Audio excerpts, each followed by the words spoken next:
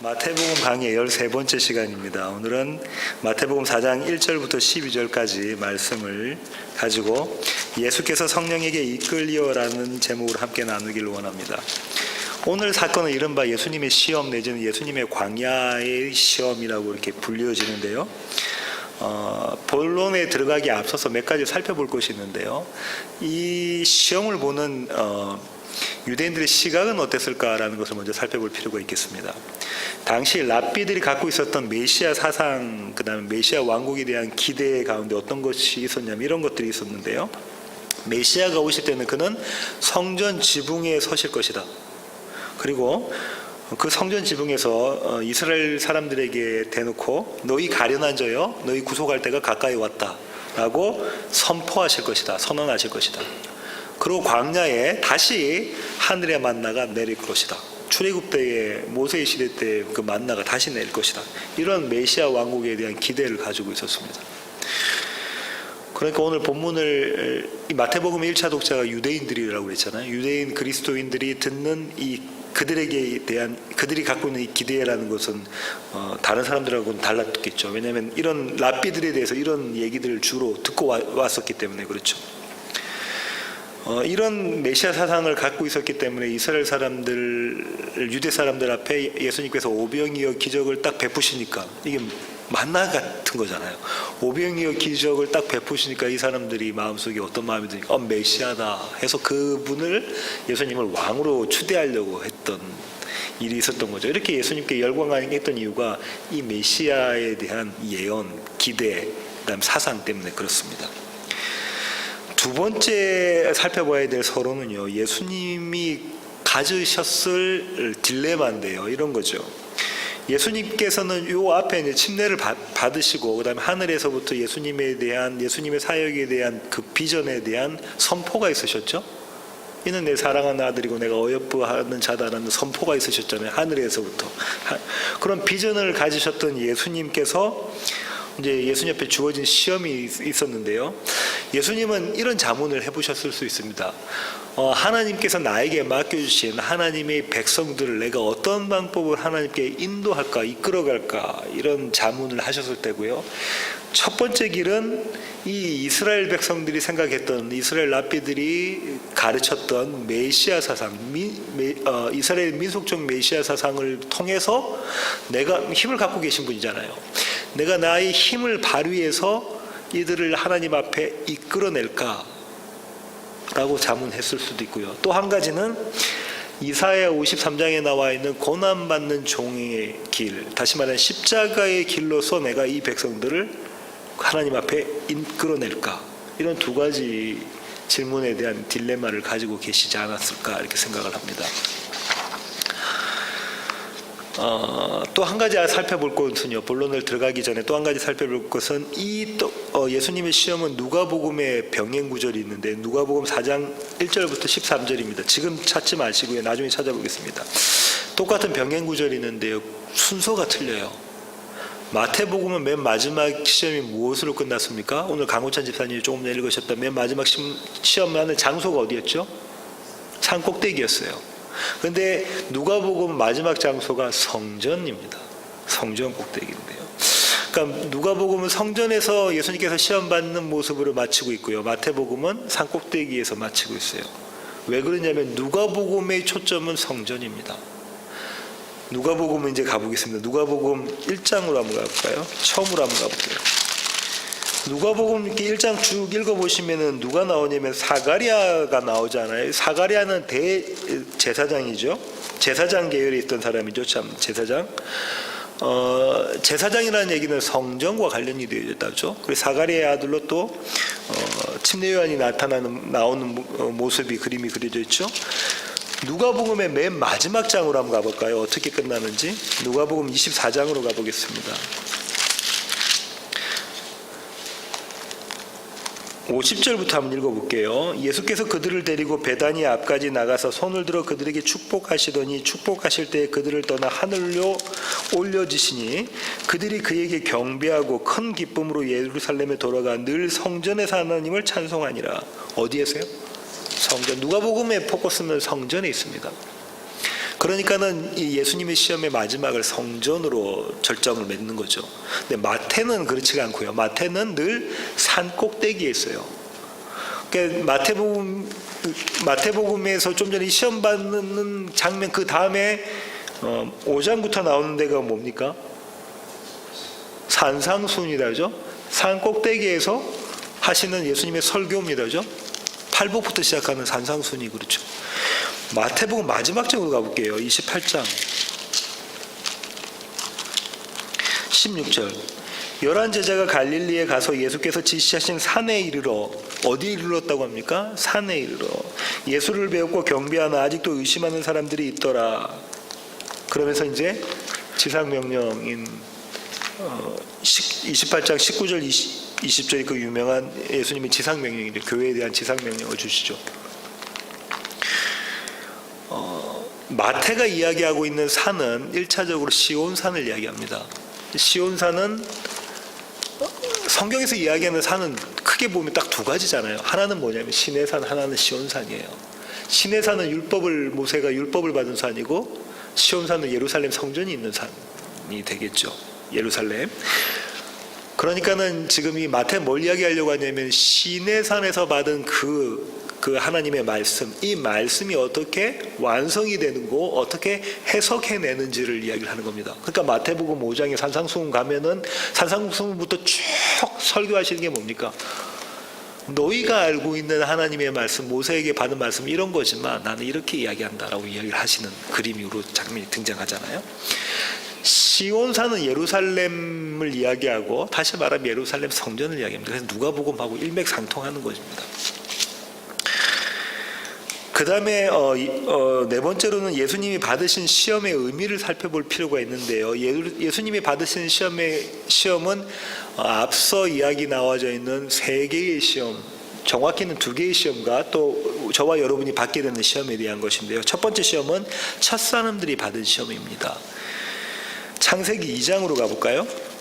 창세기 2장 16절부터 17절로 한번 보겠습니다. 창세기 2장 16절부터 17절, 첫사람들이 받았던 시험인데요. 여호와 하나님이 그 사람에게 명하여 이르시되 동산 각종 나무의 열매는 네가 임의로 먹되 선악을 알게 하는 나무의 열매는 먹지 말라. 네가 먹는 날에는 반드시 죽으리라 하시니라. 이게 시험이잖아요. 첫사람 아담이 받았던 시험. 동산 가운데 있는 그 선악을 알게 하는 나무 열매는 네가 먹지 마라. 네가 먹으면 죽게 된다라는 것이죠. 이스라엘이 받았던 시험은 어떤 것이냐면요, 신명기 6장 1절부터 9절까지인데요. 신명기로 가겠습니다. 신명기 6장입니다. 신명기 6장부터 8장의 중요한 이유가 예수님께서 오늘 본문에서 마귀에게, 사탄에게 시험 받고 난 다음에 받으셨을 때 항상 답변하셨던 말씀이 신명기 6장부터 8장에 있기 때문에 그렇습니다. 6장 4절부터 한번 읽어볼게요. 이스라엘아 들으라. 쉐마 이스라엘이죠. 우리 하나님 여호와는 오직 유일한 여호와이시니 너는 마음을 다하고 뜻을 다하고 힘을 다하여 내 하나님 여호와를 사랑하라. 4절과 5절만 읽을게요. 이스라엘에게 주셨던 시험은 어떤 겁니까? 내 하나님 여호와를 사랑해라. 사랑해라. 첫사람들이 받았던 시험은 선악나무 열매를 먹지 마라. 그죠? 네가 하나님처럼 되면 안 된다는 거고요. 두 번째는 네 하나님 여호와를 사랑하라라는 거죠. 성도에게 주어진 시험은 어떤 건가 볼게요. 요한 1서로 가겠습니다. 요한 1서 2장 15절입니다. 사도 요한은 이렇게 이야기합니다. 이 세상이나 세상에 있는 것들을 사랑하지 말라. 누구든지 세상을 사랑하면 아버지의 사랑이 그 안에 있지 아니하니. 뭘 사랑하지 말라고요? 이 세상이나 세상에 속한 거 사랑하지 마라, 그렇게 이야기하네요. 이것이 성도, 저와 여러분 교회에게 주어진 시험입니다. 이 세 가지 다 같은 얘기를 하고 있는 거죠. 선악 열매 먹지 마. 네가 판단해서 네가 하나님 되지 마라라는 얘기죠. 두 번째는 내 하나님 여호와를 사랑해. 같은 얘기죠. 그 다음에 이 세상에 있는 것이나 세상을 사랑하지 마. 이 세 가지 성경에 나와 있는 큰 제목으로 봤을 때 이 세 가지가 오늘 예수님의 시험을 의미하고 있는 겁니다. 오늘 본문은 어떻게 되냐면요. 1절부터 2절까지가 시험에 대한 전제고요. 시험이 이제 시작되기 전에 주어진 상황, 환경이고요. 그 다음부터 3절부터 10절까지가 시험의 내용입니다. 세 가지 시험을 받게 되시고요. 그 다음에 11절이 시험의 결과인데, 오늘 저는 설교를 어떤 순서로 할 거냐면 시험의 결과, 시험의 내용, 시험의 전제, 이렇게 거꾸로 역순으로 살펴보려고 합니다. 이제 본론에 들어가서요. 시험의 결과를 한번 보겠습니다. 첫 사람들이 받았던 그 시험의 결과로 어떤 모습이 드러났는지 한번 보겠습니다. 창세기 3장으로 가볼까요?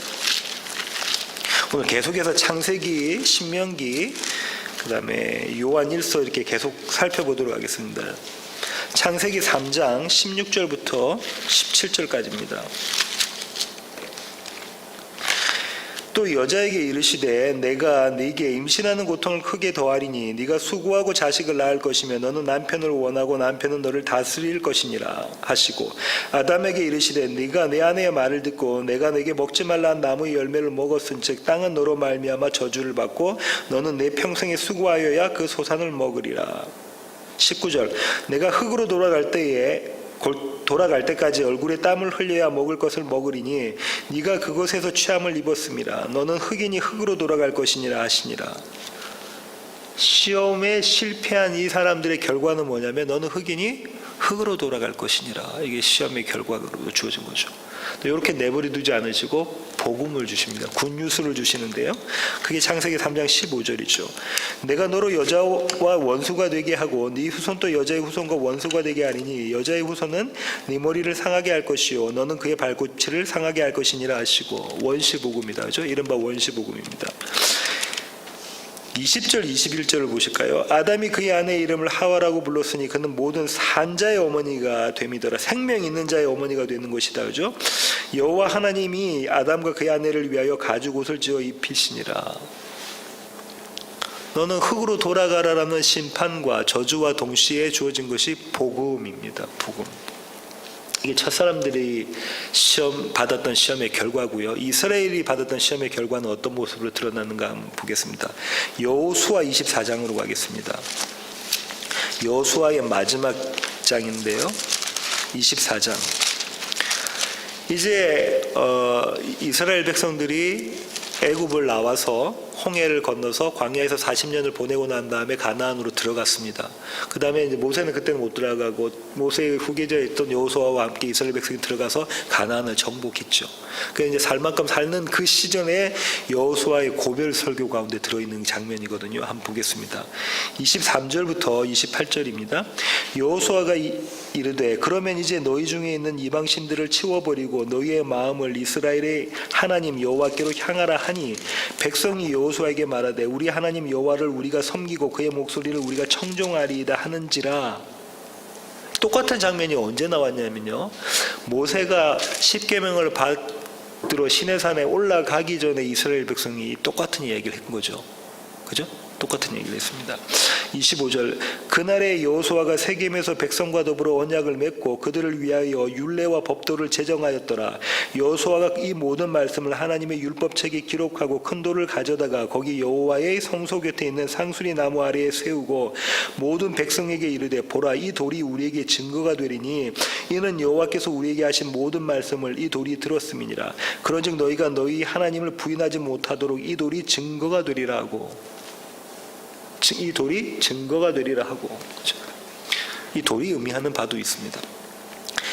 이 이스라엘 백성은 여호수아의 고별 설교를 듣고 어떻게 하죠? 우리가 하나님의 말씀을 청종하겠다. 우리가 하나님을 사랑하겠다. 아까 신명기 버전으로는 내가 죽도록 목숨을 다하고 생명을 내서 하나님을 사랑하겠다라고 이스라엘 백성이 이야기하잖아요. 그런데 그 뒤에 조금만 몇 장만 넘기시면 어떻게 바뀌어졌는가 볼게요. 사사기 3장 1절부터 7절입니다. 사사기 3장입니다. 여호와께서 가나안의 모든 전쟁들을 알지 못한 이스라엘을 시험하려 하시며, 2세대다 그죠? 이스라엘 자손의 세대 중에 아직 전쟁을 알지 못하는 자들에게 그것을 가르쳐 알게 하려 하사, 시험을 주시는 목적이 나와 있습니다. 그들을 깨우쳐 알게 하시려 하신 겁니다. 남겨두신 이방 민족들은 블레셋의 5군주들과 모든 가나안 족속과 시돈 족속과 바알 헤르몬 산에서부터 하맛 입구까지 레바논 산에 거주하는 히위 족속이라. 남겨두신 이방 민족들로, 주위에 있는 그 다른 민족들로 이 이스라엘을 시험하사 여호와께서 모세를 통하여 그들의 조상들에게 이르신 명령들을 순종하는지 알고자 하셨더라. 그러므로 이스라엘 자손은 가나안 족속과 헷 족속과 아모리 족속과 브리스 족속과 히위 족속과 여부스 족속 가운데서 거주하면서 그들의 딸들을 맞아 아내로 삼으며 자기 딸들을 그들의 아들들에게 주고 또 그들의 신들을 섬겼더라. 이스라엘 자손이 여호와의 목전에 악을 행하여 자기들의 하나님 여호와를 잊어버리고 바알들과 아세라들을 섬긴지라. 여호수아 때에 여호수아의 고별 설교에서 이슬이 뭐라고 했냐면, 제가 저희들이 하나님을 사랑할게요 해놓고 방금 조금 지나고 난 다음에 뭐라고 하죠? 사사기에서는 그 주위에 하나님께서 시험을 주시죠. 시험하시죠. 그들이 하나님을 청종하는지 안 하는지. 주위의 사람들하고 더불어 있는 그들 앞에 오니까, 남아있는 이방 민족들이 그들에게 오니까 이들이 어떻게 합니까? 그들과 화평을 합니다. 하나님을 신뢰하지 못해 그들을 어떻게 써야 돼요? 이 가나안에서부터 그들을 쫓아냈어야 되는데 그들과 화평해서 그들의 딸들을 사랑하는 모습의 그림이 그려져 있다. 그죠? 이 모습은 언제 나타났냐면 노아의 홍수 때 이미 나타났던 그림이죠. 사사기의 마지막은 어떻게 끝납니까? 21장 25절로 가겠습니다. 사사기 21장 25절입니다. 그때 이스라엘의 왕이 없으므로 사람이 각기 자기의 소견에 오른 대로 행하였더라. 자기 소견에 오른 대로 행하는 모습이 선악나무를 열매를 먹은 자의 모습입니다. 그죠? 내가 왕되고 내가 하나님이 된 모습으로 드러났다. 이게 죄라는 거죠. 이스라엘은 이 모습입니다. 시험의 결과가 이 모습이었어요. 시간이 없어서 찾지 못하겠는데 이사야 42장 24절부터 25절에 가도 같은 말씀이 있습니다.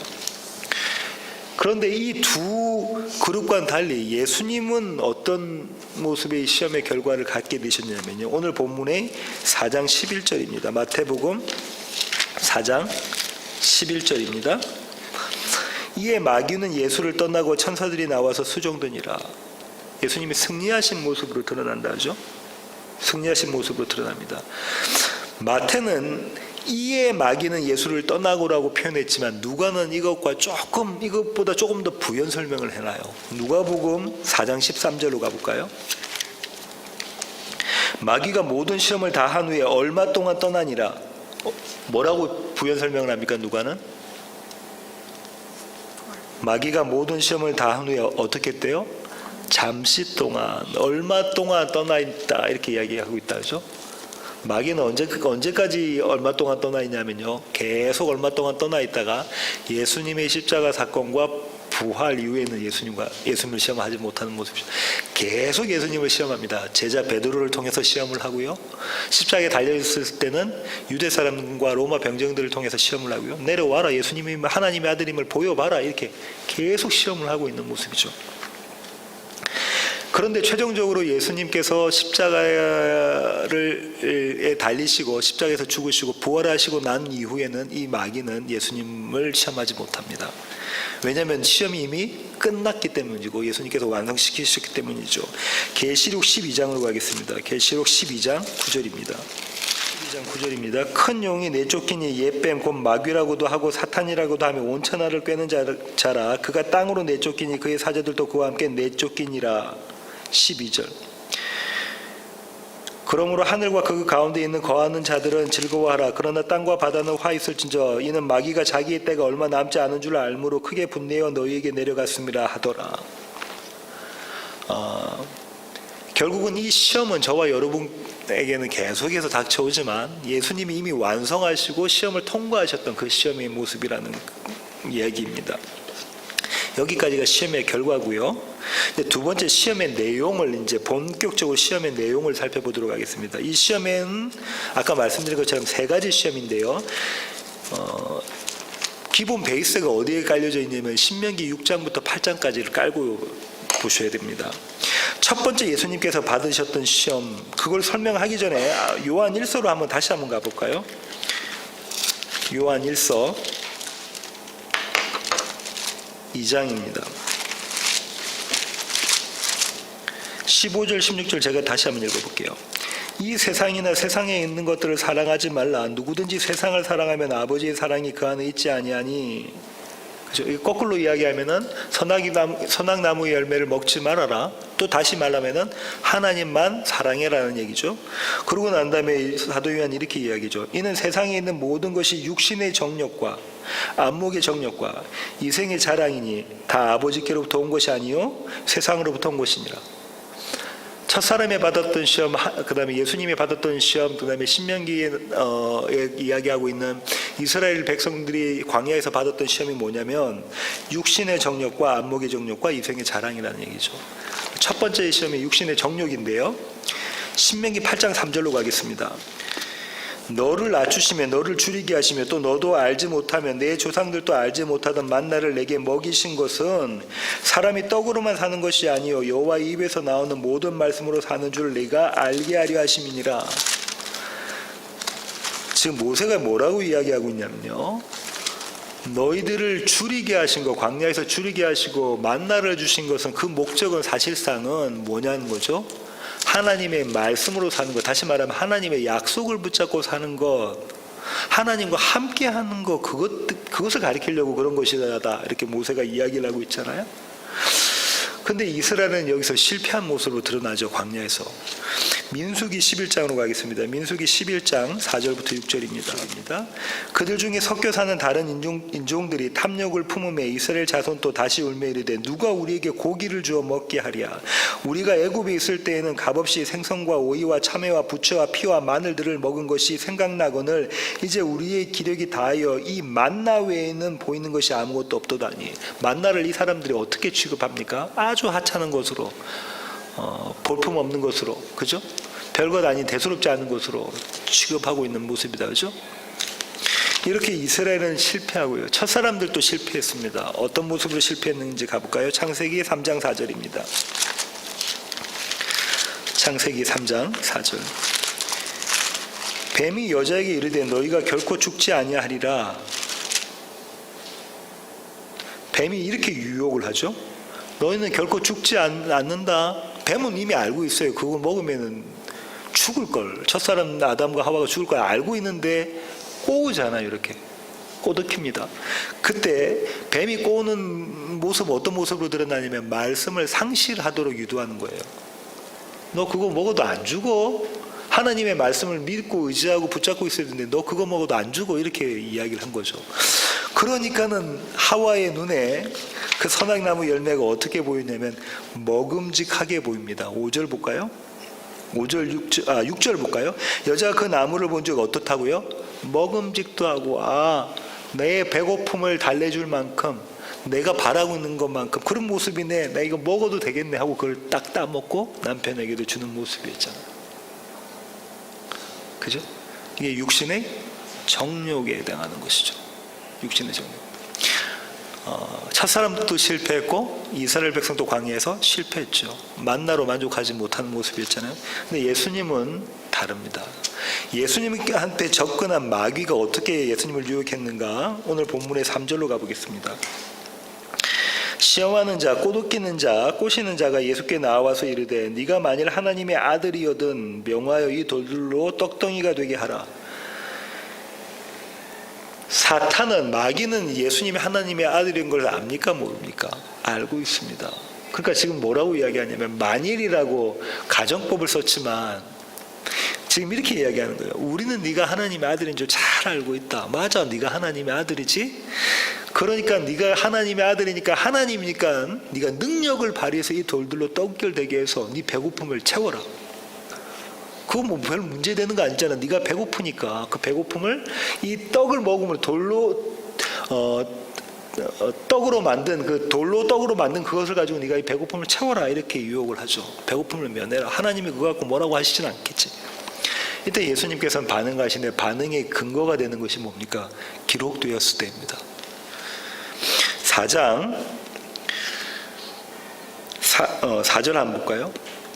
예수께서 대답하여 이르시되 기록되었으되 사람이 떡으로만 살 것이 아니요 하나님이 입으로부터 나오는 모든 말씀으로 살 것이라 하였느니라. 아까 신명기에서 살펴봤던 말씀하고 같다, 그죠? 하나님의 말씀으로 사는 것, 그것 때문에 너희를 굶주리게 했고 광야 생활을 하게끔 만들었는데, 지금 예수님은 어떻게 말씀하시냐면 그 신명기 하나님께서 하시려고 했던 그 목적 그대로에 대한 대답을 해주십니다. 그죠? 떡으로만 살 거 아니고 하나님의 말씀으로 살아가야 된다 라고 이야기를 하시죠. 이게 첫 번째 시험의 내용이고요. 두 번째 시험은 이생의 자랑입니다. 먼저 다시 신명기로 가보겠습니다. 신명기 6장 16절부터 19절로 가겠습니다. 신명기 6장입니다. 16절부터 19절입니다. 너희가 마사에서 시험한 것 같이 너희의 하나님 여호와를 시험하지 말고 너희의 하나님 여호와께서 너희에게 명하신 명령과 증거와 규례를 삼가 지키며 여호와께서 보시기에 정직하고 선량한 일을 행하라. 그리하면 네가 복을 받고 그 땅에 들어가서 여호와께서 모든 대적을 내 앞에서 쫓아내시겠다고 네 조상들에게 맹세하신 아름다운 땅을, 약속의 땅 가나안을 차지하리니 여호와의 말씀과 같으니라. 뭐 하지 말라고 하죠? 뭘 하라고 하죠? 하나님을 시험하지 말라라고 이야기를 한다. 그죠? 하나님을 시험하지 마. 이스라엘 백성들에게 하나님을 시험하지, 앞으로 너희는 하나님을 시험하지 마라고 이야기를 하고 있는. 왜 하나님을 시험하지 말라고 하냐면, 인간의 시험의 목적은 하나님의 영광이 아니라 자기의 유익이 있기 때문에 그렇습니다.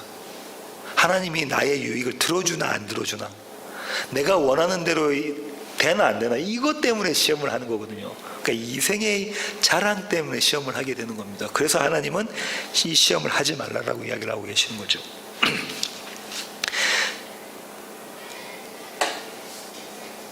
자, 시편 95편 7절부터 9절까지 한번 보겠습니다.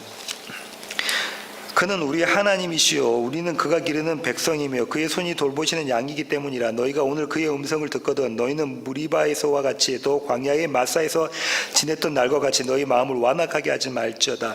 그때에 너희 조상들이 내가 행한 일을 보고서도 나를 시험하고 조사하였도다. 뭐라고요? 나를 시험할도다. 근데 그렇게 하지 마라. 완악하고, 그죠? 악한 행동의 모습은 어떤 거라는 거예요? 하나님을 시험하는 것. 왜냐하면 하나님을 시험해서 나의 유익을 구하려고 하는 것, 그것이 악한 것이다 라고 시편 기자가 이야기를 하고 있습니다. 히브리서 기자도 히브리서 3장과 4장을 보시면, 지금 찾아보지는 않겠습니다. 너무 긴데요. 히브리서 3장과 4장을 보시면 히브리서 기자도 시험하지 마, 그러면서 오늘 이야기되어져 있던 이 출애굽 때의 이스라엘 백성이 했던 시험에 대해서 쭉 해석을 달아놓고 있습니다. 이게 이생의 자랑에 대한 것인데요. 이스라엘은 여기에 대해서 실패를 하죠. 출애굽기 17장 1절부터 7절을 보겠습니다. 이스라엘 자손의 온 회중이 여호와의 명령대로 신광야에서 떠나 그 노정대로 행하여 르비딤의 장막을 쳤으나 백성이 마실 물이 없는지라. 백성이 모세와 다투어 이르되 우리에게 물을 주어 마시게 하라. 모세가 그들에게 이르되 너희가 어찌하여 나와 다투느냐? 너희가 어찌하여 여호와를 시험하느냐? 모세와 다투는 것을 모세가 뭐라고 이야기하면 시험하는 것으로 이야기하고 있다. 그죠?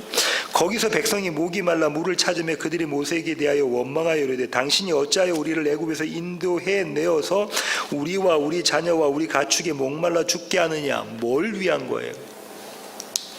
자기의 욕망을 위한 것이다. 그죠?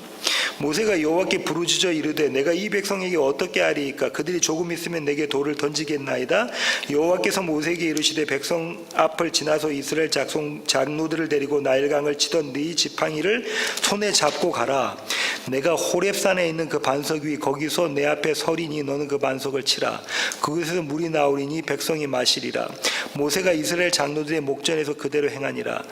그가 그곳 이름을 마사 또는 무리바라 불렀으니 이는 이스라엘 자손이 다투었으며 또는 그들이 여호와를 시험하여 이르기를 여호와께서 우리 중에 계신가 안 계신가 하였음이더라. 이스라엘 백성들은 이렇게 광야에서 실패합니다. 하나님을 시험하지 말랐는데 하나님을 시험합니다. 목적은 뭐죠? 하나님이 계신가 안 계신가, 나의 욕망을 들어주실 건가 안 들어주실 건가가 목적이 되는 거죠. 첫사람들도 마찬가지인데요. 첫사람들의 시험의 장면인 창세기 3장으로 다시 가겠습니다. 창세기 3장 5절 한번 보실까요? 너희가 그것을 먹는 날에는 너희 눈이 밝아져 하나님같이 되어 선악을 알 줄 하나님의 아심이니라. 여기서 너희 눈이 밝아져, 그죠? 선악을 알게 될 것이다. 선악을 알게 될 만큼 너희 눈이 밝아질 것이다 라고 이야기를 합니다. 뱀이 그렇게 하와와 아담을 유혹을 하죠. 이에 대한 첫사람들의 반응은 뭐냐면 6절 한번 보실까요? 여자가 그 나무를 본즉 먹음직하고는 했죠. 보암직도 하고 지혜롭게 할 만큼 탐스럽기도 한 나무인지라. 뭐라고요? 지혜롭게 할 만큼 탐스럽다라고 얘기를 하는 거예요. 지혜를 갖다 줄 거다. 선악을 알게 해줄 지혜를 갖다 줄 것이다 라고 생각을 하는 거죠. 이렇게 첫사람들은 이 시험에서 실패하고요.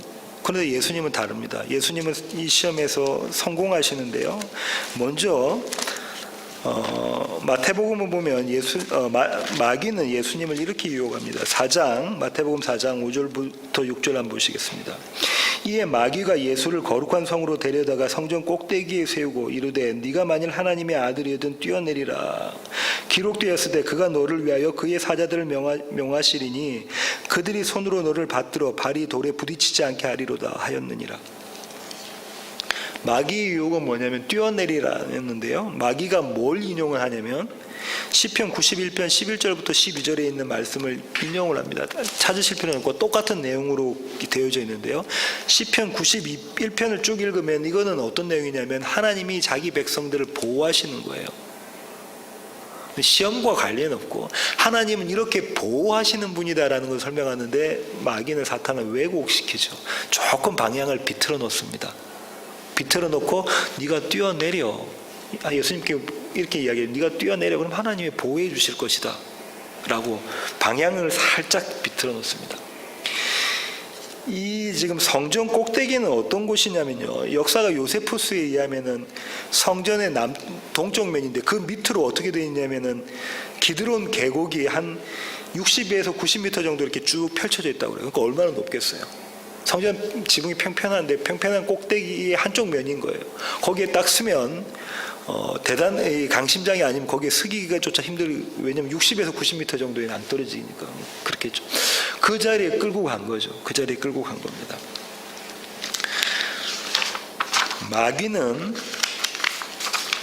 마귀는 예수님께 이렇게 그 아주 무시무시한 겁이 나는 그 자리에 끌고 가서 네가 뛰어내려. 그럼 천사들이 너를 탁 이렇게 받들어줘서 네가 다치지 않을 것, 손끝 하나, 털끝 하나 다치지 않을 것이다. 이렇게 이야기하죠. 마귀가 이렇게 한 이유가 있습니다. 왜 이렇게 얘기했냐면 네가 만약 그렇게 되고 나면 이 소문은 삽시간에 예루살렘과 온 유대에 퍼져나갈 것이다.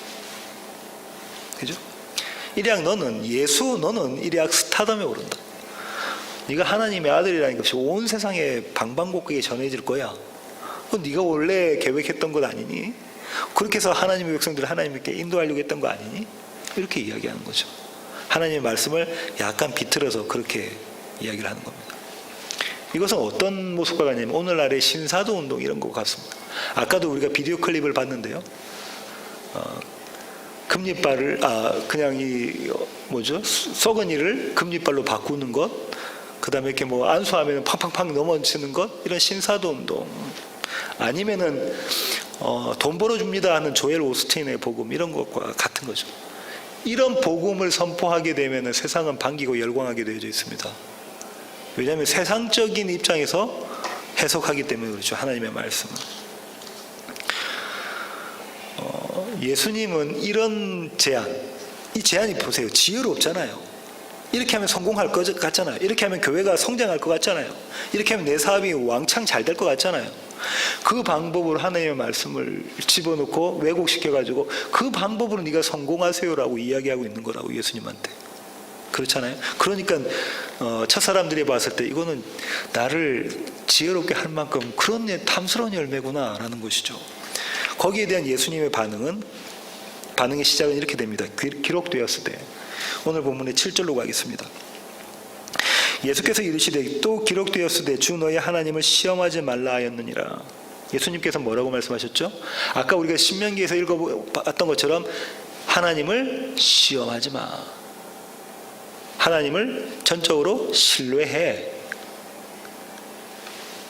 그렇게 예수님은 반응을 하십니다. 여기까지가 두 번째 시험이었고요. 예수님께서 받으셨던 세 번째 시험은 안목의 정욕에 대한 시험입니다. 다시 신명기로 가겠습니다. 신명기 배경을 살펴보겠는데요. 신명기 6장 4절부터 5절입니다. 신명기 6장 4절부터 5절. 아까도 읽어봤는데요. 이스라엘아 들으라. 우리 하나님 여호와는 오직 유일한 여호와이시니 너는 마음을 다하고 뜻을 다하고 힘을 다하여 내 하나님 여호와를 사랑해라. 그죠? 13절 볼까요? 네 하나님 여호와를 경외하며 그를 섬기며 그의 이름으로 맹세할 것이라. 하나님을 사랑해, 하나님을 경배해, 그분을 경외해, 그분을 섬겨. 그죠? 이게 이스라엘 백성에게 주어졌던 시험이거든요. 그런데 이 안목의 정욕의 시험에서 이스라엘은 또 실패합니다. 출애굽기 32장으로 가겠습니다. 출애굽기 32장 1절부터 6절입니다. 백성이 모세가 산에서 내려옴이 더딤을 보고 모여 백성이 아론에게 이르러 말하되 일어나라 우리를 위하여 우리를 인도할 신을 만들라. 이 모세 곧 우리를 애굽 땅에서 인도하여 낸 사람은 어찌 되었는지 알지 못함이니라. 아론이 그들에게 이르되 너희의 아내와 자녀의 귀에서 금고리를 빼어 내게로 가져오라. 모든 백성이 그 귀에서 금고리를 빼어 아론에게로 가져가매 아론이 그들의 손에서 금고리를 받아 부어서 조각칼로 새겨 송아지 형상을 만드니 그들이 말하되 이스라엘아 이는 너희를 애굽 땅에서 인도하여 낸 너희의 신이로다 하는지라. 아론이 보고 그 앞에 제단을 쌓고 이에 아론이 공포하여 이르되 내일은 여호와의 절일이니라 하니 이튿날에 그들이 일찍이 일어나 번제를 드리며 화목제를 드리고 백성이 앉아서 먹고 마시며 일어나서 뛰놀더라. 하나님 여호와 하나님 유일하신 그 하나님을 섬겨가 그분을 사랑해라 하니까 이들은 어떻겠죠? 이들이 욕망의 대상이었던 황금 송아지를 만들고 귀에서 빼내고 그죠? 그 황금을 가지고 이분이 우리의 하나님이다라고 이야기하는 모습으로 실패했다죠. 첫 사람들은 어떻게 실패했는가 보겠습니다. 다시 창세기 3장으로 가볼게요. 창세기 3장 5절입니다.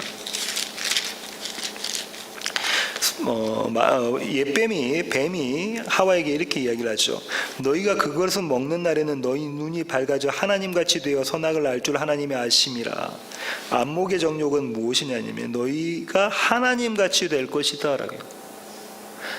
신명기에서 뭐라고 말씀했다고요? 6장에서 네가 하나님 여호와를 섬겨라, 사랑해라, 경외해라 했는데 지금 뱀은 하와에게 네가 하나님같이 될 거야, 네가 그 자리를 차지해 이렇게 유혹하고 있습니다.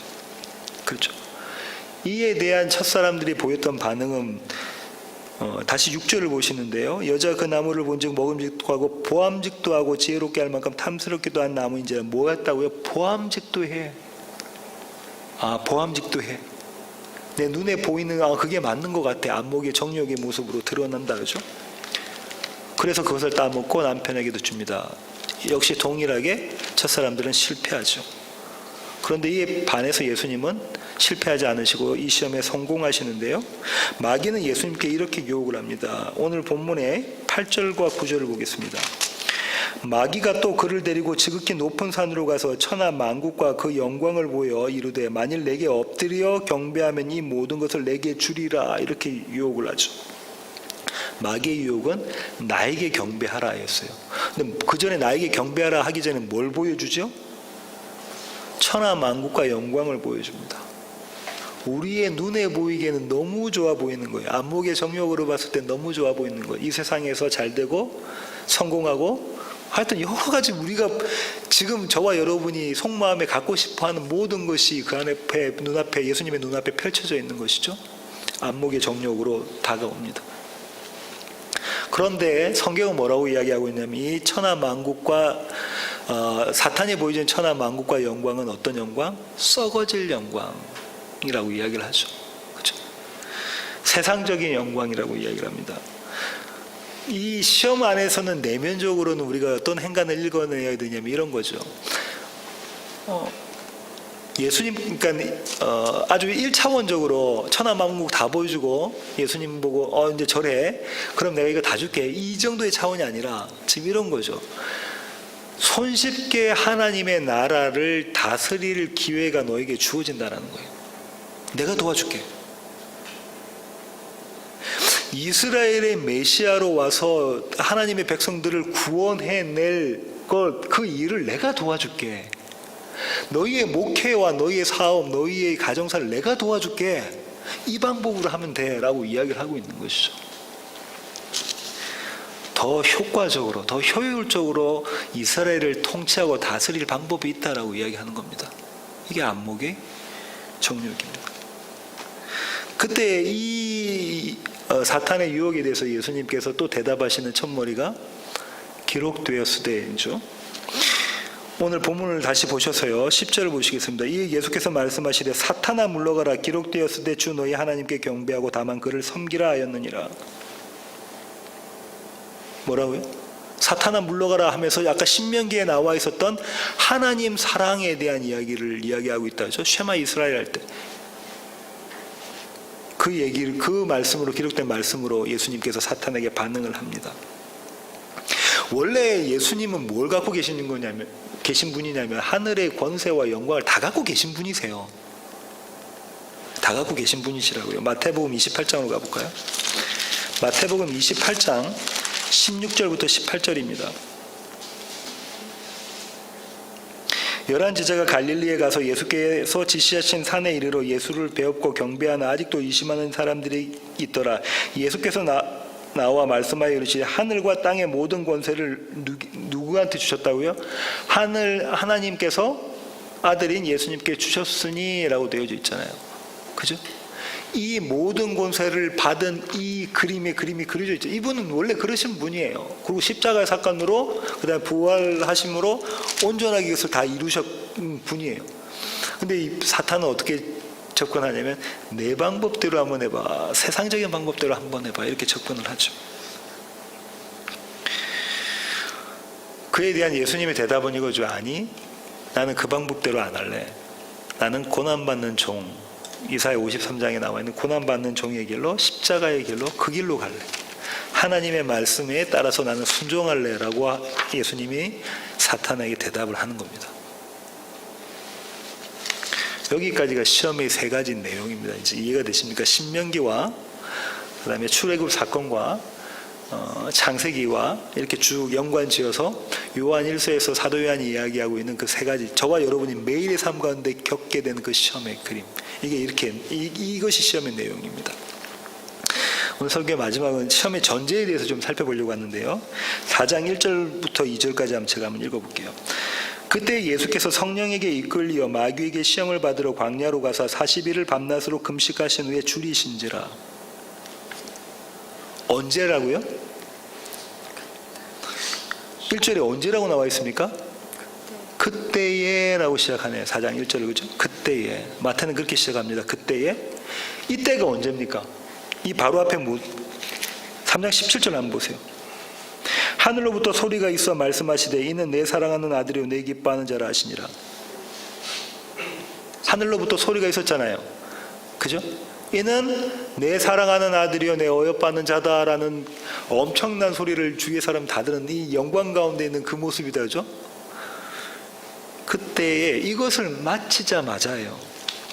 우리는 가끔 착각을 하는데 하나님이 이제 나와 함께 하시니까, 하나님의 영광이 나와 함께 하시니까 하나님께서 내게 이런 소리를 하셨으니까, 내가 너를 사랑하는 어여쁜 자야, 네가 나의 아내야, 내 사랑하는 자라고 말씀하셨으니까 이제 내 삶에 펼쳐질 것은 승승장구, 사업의 성공, 목회의 성공, 학업의 성공, 이런 것이다, 관계의 성공, 이런 것일 것이다 라고 착각을 하고 있는데 바로 그때예요.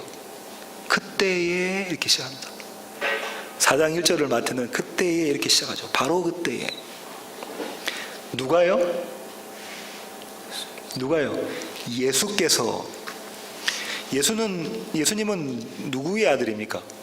하나님의 아들이죠. 하나님의 아들이니까 우리는 이렇게 생각하기가 쉽습니다. 하나님의 아들이시니까 이런 시험점은 식은 죽 먹기지. 우리와는 다르지. 매번 쓰러지는 우리와는 다르고 하나님의 아들이시니까 뭐 하나님의 신성을 갖고 계시니까 이 시험이 뭐 어렵겠어? 이렇게 생각을 하기도 하죠. 히브리서 기자는 그렇게 이야기하지 않는데 히브리서 4장 15절로 가겠습니다. 히브리서 4장 15절부터 16절입니다. 우리에게 있는 대제사장은 우리의 연약함을 동정하지 못하실 리가 아니요 모든 일에 우리와 똑같이 시험을 받으신 이로되 죄는 없으심이니라. 그러므로 우리는 긍휼하심을 받고 때를 따라 돕는 은혜를 얻기 위하여 은혜의 보좌 앞에 담대히 나아갈 것이니라. 우리의 연약함을 동정하지 못하실 리가 아니고 모든 일에 우리와 똑같이 시험을 받으신 자라고 지금 히브리서 기자가 이야기를 하고 있잖아요. 근데 이걸 가지고 이 달라스 신학교에 있었던 루이스 바비에라라는 신학자는 이렇게 얘기합니다. 성자는 시험에 빠질 수가 없다는 거예요. 예수님은. 도대체가 예수님은 왜냐하면 하나님이시니까 시험에 빠질 수가 없고 단지 시험의 기간을 견뎌내셔야 했다라는 거예요. 무조건 시험에 성공하시니까 그 시험을 견뎌내셔야 됐다.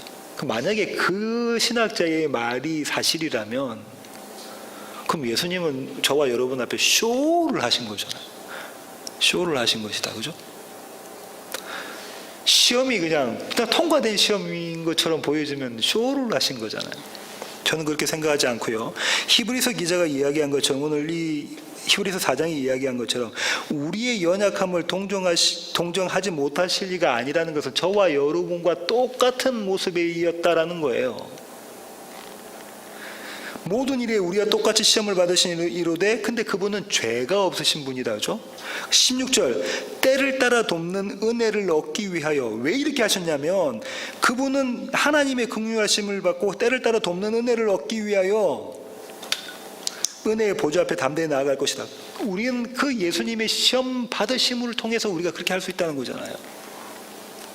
여기서 우리는 죄에 대해서 살펴볼 필요가 있는데 다음 달에 할 그 신학 산책에서 죄에 대해서 좀 다뤄보려고 하는데요.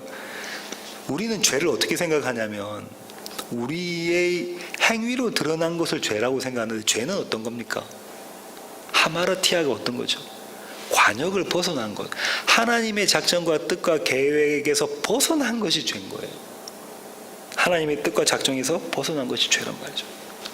그러면 이렇게 생각해 볼 수가 있습니다.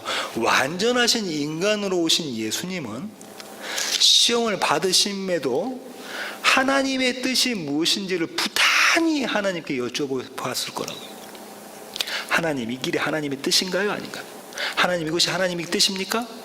를 여쭤보고 하나님의 뜻대로 걸어가셨기 때문에 죄가 없으신 거예요. 그죠? 우리가 국어사전식으로 생각하는 그 죄로 생각하시면 안 돼요. 왜냐하면 바리새인들 보고 뭐라고 말씀하셨습니까? 야, 이 독사의 새끼들아 그랬잖아요. 독사의 자식들아. 그죠? 예수님께서 뭐라고 말씀하시냐면 친구 보고 라가라고 하는 자, 바보 멍청이 하는 사람은 천국에 못 간다 그랬단 말이에요. 지옥에 갈 것이다. 더 심한 얘기를 했잖아요. 바보 멍청이보다 독사의 새끼들아. 이건 당시 최대의 욕이었는데 그 욕을 했잖아요. 지금 죄라는 건 뭐냐면 하나님의 뜻 가운데 걸어가고 있느냐 아닌가가 죄냐 의다, 이것이 구별되는 거라고. 그렇기 때문에 히브리서 기자는 예수님은 단 한 번도 하나님의 뜻에 어긋난 길을 가지 않으셨다를 이야기하는 거예요. 부단히 하나님께 여쭈어 봄으로 그 길을 걸어가셨다. 우리의 연약함을 아시는 그분, 우리가 똑같은 모습으로 그 시험을 통과하셨다라는 걸 이야기를 하고 있는 겁니다. 첫 사람들은 실패하고 이스라엘이 실패했던 그 시험을 예수님은 성공하셨다를 히브리서 기자는 이야기하고 있는 거죠. 주님은 늘 그렇게 기도하십니다. 주님, 아버지, 이건 내 뜻대로 마옵시고 아버지 뜻대로 하옵소서. 내 뜻은 십자가 안 지는 건데 이 잔을 좀 물리치고 다른 방법이 있으면 그걸 가는 것인데 이대로 하지 마시고 아버지 뜻대로 하십시오. 이것이 예수님께서 받으셨던 시험의 모습이고 예수님께서 극복해내셨던 시험이셨던 거죠. 이 시험의 전제 중에서요, 어디로가 나오는데요. 어디서 예수님이 시험을 받으셨죠? 광야에서 받으셨어요. 광야는 전통적으로 여리고 부근이라고 합니다. 예루살렘이 여기 있으면 예루살렘의 북동쪽이에요. 여러분이 보신 쪽에서는 예루살렘이 여기 있으면 여리고는 여기 있습니다. 북동쪽에 있는 데인데요. 예루살렘이 높아요. 그죠? 시험상이 내려가는 그 길 가운데 있는 그 길입니다. 근데 광야는 성경에서 뭐라고 말하고 있냐면 마귀 사탄이 사는 곳, 사탄이 다스리는 곳이라고도 이야기하고요. 또 하나님의 백성들이 시험받는 장소라고도 이야기하고요. 하나님의 백성들이 위로받는 장소라고도 이야기합니다. 다시 말하면 어떤 곳입니까? 사탄, 그 하나님의 백성 그 가운데서 뭘 이야기하는 거예요? 계시록 버전에 의하면 하나님의 백성인 여인이 양육받는 곳이 광야예요. 그죠? 거기가 광야입니다. 거기서 예수님은 시험을 받으셨는데 누구에게 시험을 받으셨나요? 마귀에게 시험을 받았다 그러죠. 마귀는 고발하는 자고 비방하는 자다. 어디서 잘 나옵니까? 욥기 1장 2장 보시면 살펴보지 않겠습니다. 구절은 적어왔는데 시간이 많이 가서 욥기 1장 2장 보시면은 계속해서 고발하는 거죠. 그 다음 비방하는 거죠. 누구를? 하나님의 백성들 하나님 앞에서 그렇게 하는 자, 그가 예수님께 옵니다. 어떤 방법으로 시험 받으셨냐면요, 40일 동안 밤낮으로 금식하시고 줄이셨어요. 이 40일은 성경에서 참 의미가 있는데요, 출애굽기 34장 28절로 한번 가볼까요? 출애굽기 34장 28절입니다. 모세가 여호와와 함께 40일 40야를 거기에 있으면서 떡도 먹지 아니하였고 물도 마시지 아니하였으며 여호와께서는 언약의 말씀 곧 십계명을 그 판들에 기록하였더라. 나중에 신명기도 마찬가지인데 어떻게 했습니까? 하나님의 말씀을 받을 때 모세는 40주야로 먹고 마시질 않았다. 지금 오늘 예수님이 광야에서 시험 받으시기 전의 모습과 똑같은 모습이다. 그 그림이 그려져 있다. 엘리야도 그렇습니다. 열왕기상 19장 8절로 가겠습니다. 열왕기상 19장 8절입니다. 이에 일어나 먹고 마시고 그 음식물의 힘을 의지하여 40주 40야를 가서 하나님의 산 호렙에 이르니라. 호렙산으로 가는 거다 장면이 나온다 그죠? 엘리야가 절망 가운데 있는 엘리야가 까마귀를 통해서 음식을 먹고 난 다음 그 다음부터는 40주야를 먹고 마시지 않고 호렙산으로 그대로 걸어가는 모습의 그림이 그려져 있다. 이스라엘은 어떻게 했는가 볼까요? 신명기 8장 2절. 신명기 8장 2절입니다. 내 하나님 여호와께서 이 40년 동안에 내게 광야길을 걷게 하신 것을 기억하라. 40년 동안에 광야길을 걷게 하셨다. 이 40일 밤낮은 다 이 의미를 가지고 있는 거다. 아까 말씀드렸던 광야에서의 양육에 대한 의미를 가지고 있다. 그렇죠? 하나님의 말씀을 붙잡고 있는 것. 오늘 결론을 맺겠습니다. 오늘 설교의 결론은 왜 예수님은 광야로 가셨는가로 물어보고 싶은데, 제가 지금까지 살펴봤잖아요. 언제, 어디서, 누가, 어떻게. 그죠?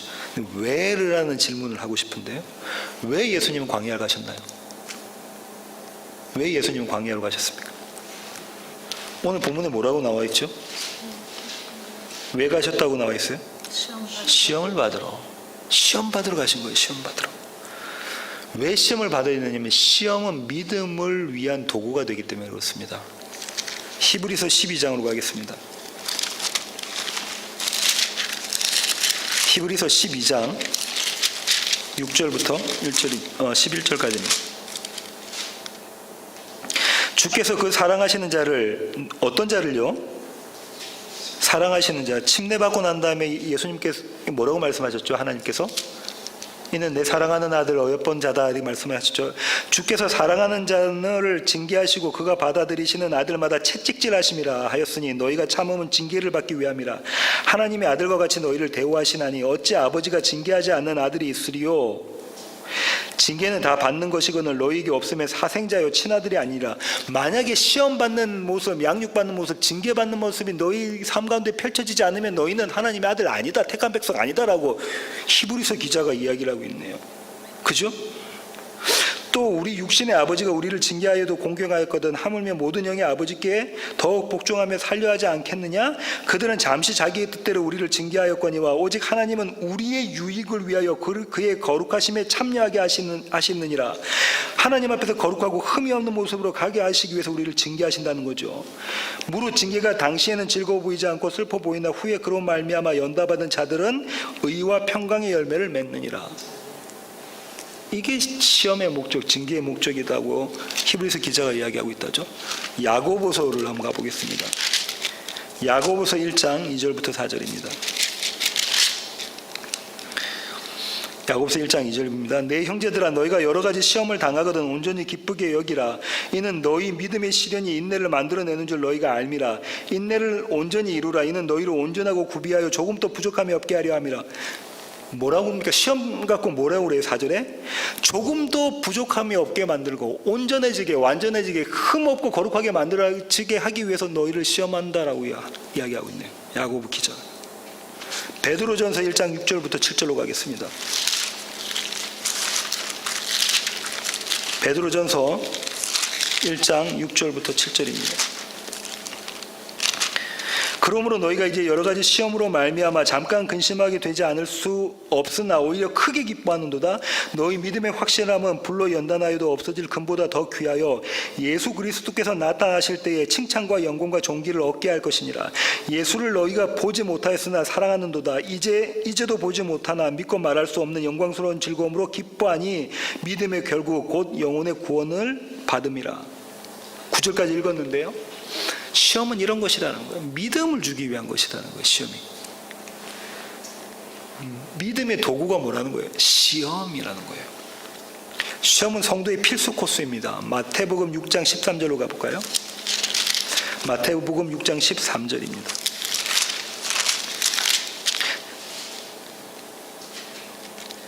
우리를 시험에 들게 하지 마시옵고 다만 악에서 구하옵소서. 이거 주기도문에 나오는 거다, 그죠? 아까 강매 집사님이 또 주기도문에 있는 내용 가지고 기도해 주셨는데요. 여기서 시험은 지금 테스트가 아니고요. 템테이션이에요. 유혹. 우리를 유혹에 들게 하지 마시고, 이 얘기는 뭐, 유혹이 온다는 얘기는 뭐예요? 우리 앞에 시험이 온다는 거예요.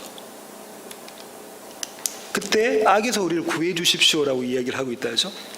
마태복음 26장 41절 볼까요? 마태복음 26장 41절입니다. 시험에 들지 않게 깨어 기도하라. 마음에는 원이로 내 육신이 약하도다 하시고, 이게 언제입니까? 겟세마네 동산에서 주님 기도하실 때 그때 얘기도 하죠. 근데 여기서도 시험은 뭐냐면 템테이션, 유혹이에요. 시험이 온다는 거죠. 테스트가 오는데 그 유혹에 너희가 넘어지지 마라, 자빠지지 마라, 이렇게 이야기하고 있는 거예요. 예수님도 그러셨고 지금 신약기의 모든 기자들이 이야기한다는 건 성도에게 무엇이 반드시 온다는 거예요? 시험이 반드시 온다. 이 시험이 너와 나, 그러니까 저와 여러분 사이에 없으면 우리는 가짜다 이야기하고 있는 것입니다. 예수님은 이 시험을 받으시러 광야에 가시는데요. 누구에 의해서 가시냐면 성령에 이끌려서 가십니다. 성령에 이끌려서. 마가복음 1장 12절로 가볼게요. 마가복음 1장 12절. 성령이 곧 예수를 광야로 어떻게 하셨답니까? 몰아내시니라. 내모셨다는 거예요. 뒤에서 우리 막 이렇게 영화 같은 데나 아니면 드라마 같은 데나 아니면 다른 데서 이런 데서 보면 뭐 동영상 같은 데서 보면 그렇잖아요. 짐승들을 몰아갈 때 뒤에서 막 이렇게 몰아치잖아요. 그럼 짐승들이 앞으로 가잖아요. 우리로 들어가거나 아니면 가려고 하는 방향으로 가잖아요. 성령이 예수님을 이렇게 했다는 거예요. 몰아가셔서 광야로 내모셨다는 거예요. 똑같은 방법으로 저와 여러분을 성령이 광야로 내모십니다. 이스라엘을 광야로 인도하시고 내모신 분 또 하나님이세요. 신명기 8장 2절로 가볼까요? 거의 다 맞춰갑니다. 조금만 참으십시오. 신명기 8장 2절입니다.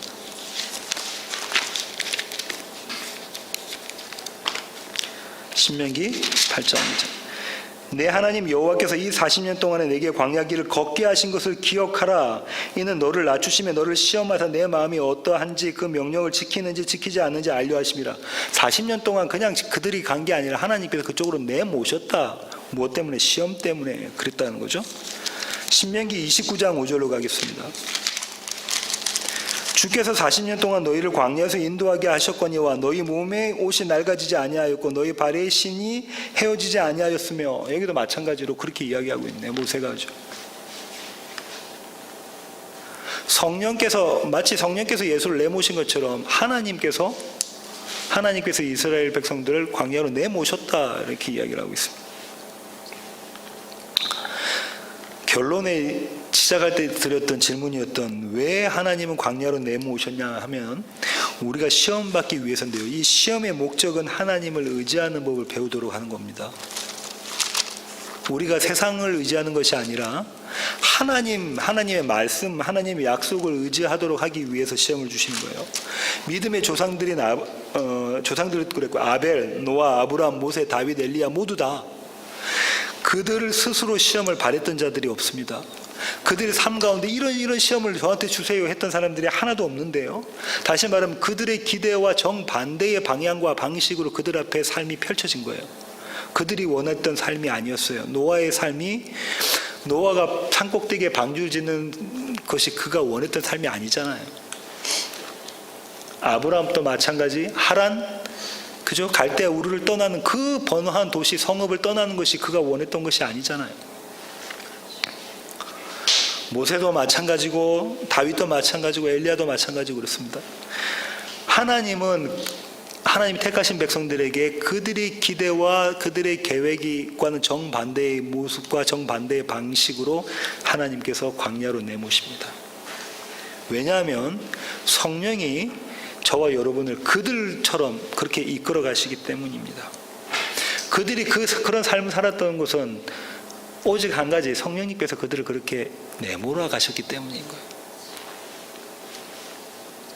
저와 여러분은 오늘 또 성령의 이 내모심, 몰아내심을 통해서 광야의 길, 광야의 삶을 살아가게 되어져 있습니다.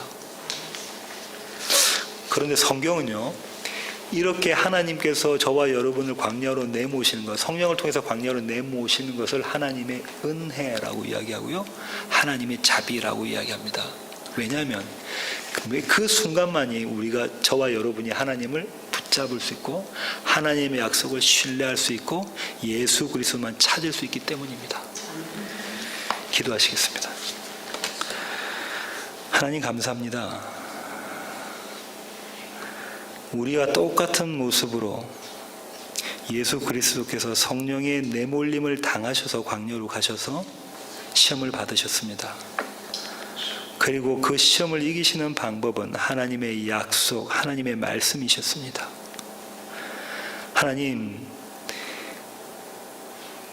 예수님의 그 시험의 통과심을 통하여 우리가 예수님과 함께함으로 우리도 마침내 이 땅에 있는 광야의 시험을 통과할 줄로 저희들이 믿습니다.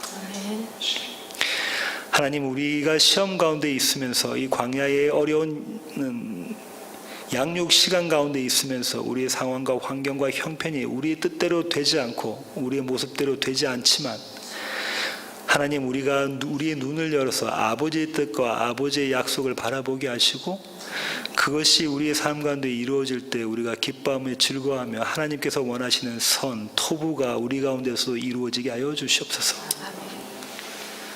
이제는 우리를 구원하신 우리 주 예수 그리스도의 놀라우신 구원의 은혜와 하늘아버지의 극진하시고 크신 사랑과 우리 안에 내주하셔서 날마다 우리를 광야로 내몰아서 시험을 받게 하시는 성령 하나님의 충만하심이 이제 주님 앞에 머리 숙인 세워지는 교회 모든 지체들 머리 위에 이제로부터 영원토록 함께 하시기를 예수 그리스도의 귀하신 이름으로 간절히 축원하옵나이다.